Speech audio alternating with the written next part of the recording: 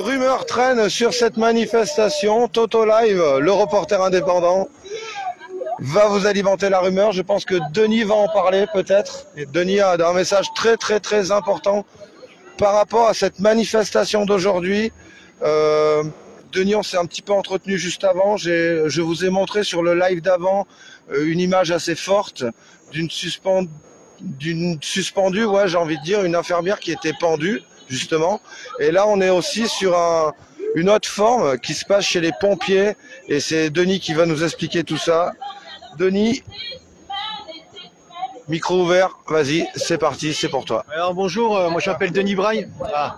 Bonjour, je m'appelle Denis Braille, j'étais pompier depuis 34 ans à Besançon, dans le Doubs, le 25. Et là aujourd'hui, je suis ici à Besançon, à Lyon, comme j'aurais pu être à Besançon, à Strasbourg, à Dijon, à Paris, à Bordeaux, à Montpellier, etc.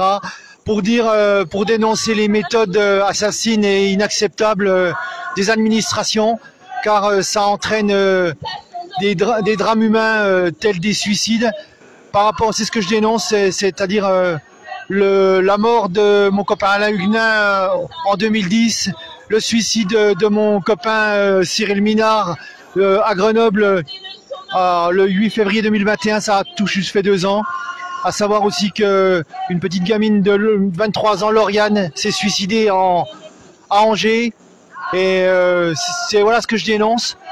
Et c'est évidemment, quand on dénonce ce genre de phénomène, évidemment on ne nous laisse pas la parole. Les organisateurs ne nous laissent pas la parole parce qu'on dérange, parce qu'on dénonce des vérités, parce qu'on dénonce des drames humains. Et aujourd'hui, je suis à Lyon parce que ma situation, vous avez certainement dû me voir sur les réseaux. Par rapport à une situation, je me suis blessé au service en 2018. 2 ans après, le SDIS, donc service départemental d'incendie de secours du Doubs. Ouais. SDIS, alors SDIS, je traduis pour c'est service départemental d'incendie de secours. C'était les pompiers en clair, voilà, pour résumer. Et chaque département est départementalisé, a été depuis 2000. Et moi, ma situation, je me suis blessé au travail en 2016-2018. Ça a été reconnu initialement en accident de travail. Et après 2 ans, en 2020, le SDIS 25, l'administration et le conseil d'administration du département a décidé de requalifier arbitrairement et illégalement mon accident de travail en maladie ordinaire, me réclame la somme de 39 000 €, refuse de faire valoir mes droits pour un congé imputable, c'est-à-dire un accident de travail, et refuse de me placer en congé pour raison opérationnelle, c'est-à-dire un projet de fin de carrière pour moi. Aujourd'hui, j'ai plus rien et aujourd'hui, si je suis là à Lyon, c'est parce que ma situation, depuis 2020, je suis l'équivalent d'un suspendu. Ok, j'ai une question par rapport à tout ce que tu viens de me dire, malgré qu'on soit un petit peu entretenu avant. Ce que je comprends, c'est que tu subis finalement une pression supplémentaire par rapport au combat que tu es en train de mener. C'est ça que tu veux nous dire, que le fait de dénoncer le suicide de tes collègues, pour toi, il n'est pas anodin. Il vient suite à ces choix que tout à chacun a dû faire. Et vu que tu dénonces ce problème interne, notamment chez les pompiers, pour ce qui est ton cas, et du coup tu subis des pressions vis-à-vis de la hiérarchie, la SDIS, qui elle t'enfonce. C'est ça que tu es en train de nous dire? Oui, complètement. Ce que je dénonce forcément, c'est des vérités, c'est des réalités. Et à savoir que pour le cas de Cyril Minard, qui s'est suicidé le 8 février 2021, et le cas de Lauriana Maglio, qui s'est suicidé le 20 avril 2016 à Angers, ils ont été reconnus après plusieurs recours devant les juridictions en accident de travail imputable au service. Mais malgré ça, justement, ce que je dénonce, c'est juste des réalités, c'est des droits. Moi, je réclame que mes droits.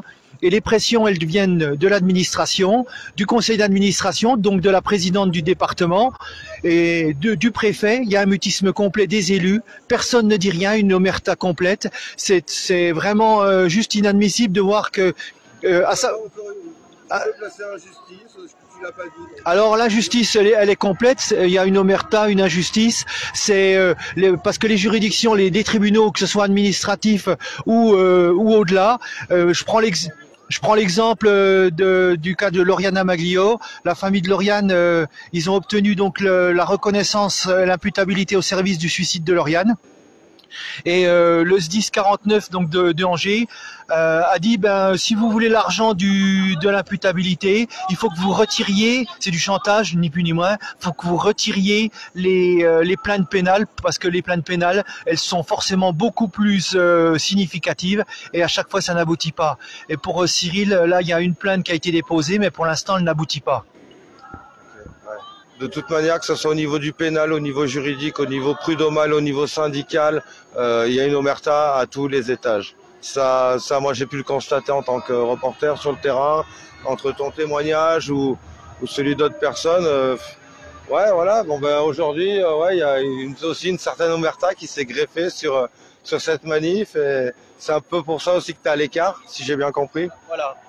Alors complètement, c'est-à-dire que les organisateurs m'ont interdit de prendre la parole, m'ont interdit d'être à proximité. Je suis allé les voir parce que je les connais tous. À savoir que j'ai rencontré toutes ces personnes qui sont supposées être organisateurs de la journée. Et là, ils ont refusé la parole des suspendus de l'hôpital Nord-Franche-Comté à Trévenans, de Belfort et Montbéliard. Ils ont refusé la parole des Jurassiens de Lons. Ils m'ont refusé les prises de parole. C'était pas prévu. Voilà. Donc l'omerta. Alors. Bien sûr, parce que moi j'ai envoyé de nombreux messages aux organisateurs. Je ne vais pas les citer parce que je ne vais pas leur faire de la publicité. Mais derrière, je leur ai envoyé des messages, aussi bien sur Messenger, sur WhatsApp, sur leur téléphone personnel. Et j'ai jamais eu de réponse. Voilà. Aujourd'hui, donc je suis là. Vous allez me voir partout et tout le temps. Je l'ai annoncé. Jusqu'à que mes droits sont respectés et jusqu'à que pour le respect et pour la justice. Pour les suspendus, et je vais insister là-dessus par rapport aux suspendus, il faut une réhabilitation et non une réintégration. La réhabilitation, c'est les droits à la retraite, les rappels de salaire et les préjudices. Et là, ça... Le préjudice revient souvent, ouais. Le préjudice aujourd'hui revient souvent. Oui, parce que les suspendus ont dû prendre un avocat, avoir de nombreux frais, ils sont sans salaire, ils ne peuvent pas faire manger leur famille, ils sont plus aucun droit. Et d'ailleurs, les méthodes des administrations et des juridictions sont racontées dans le film qui est là. On lâche rien, souffrance au travail.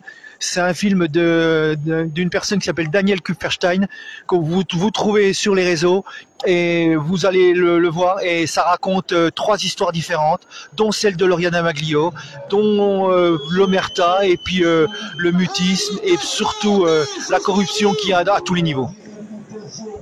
Ok, très bien. Écoute Denis, ravi d'avoir pu faire cette interview avec toi. On a la chorale là qui reprend, impeccable. Oui, c'est la chorale de Trévenans Nord, donc de l'hôpital Nord-Franche-Comté, qui est entre Belfort et Montbéliard. Je vais les saluer d'ailleurs tous les suspendus de Montbéliard, comprenez bien l'accent les copains. Oui, c'est limite, Montbéliard. On n'est pas loin de la Suisse. On est, voilà, moi je suis franc-comtois, je suis originaire de Belfort, la cité du Lion, ville de résistance à l'oppression, et derrière, voilà. Et d'ailleurs le slogan des franc-comtois, c'est franc-comtois, rends-toi, nenni ma foi. Voilà, alors je vais me permettre de te remettre le DVD que tu pourras visionner. Ah carrément? Ah carrément. Carrément, bon putain, voilà. C'est avec grand plaisir que je écoute, tu sais quoi, j'ai un festival de court-métrage, on va en sélectionner des passages, ou je ne sais pas, on va carrément le proposer pour cette année. Voilà. Et avec mon petit track. Alors, oui, alors le DVD pour le reporter indépendant, c'est pas une nouveauté parce que bien sûr, mon ami Tom du Jura, il va se reconnaître, il l'a déjà. Il y a Jules aussi, il y a tous les gens que l'on connaît. Et je voulais quand même remercier tous les gens du reporter indépendant qui font un boulot extraordinaire parce qu'ils n'ont pas beaucoup de moyens, ils font ça bénévolement, ils font ça avec les tripes et puis ils viennent et puis ils nous donnent la parole et ça c'est important. Voilà.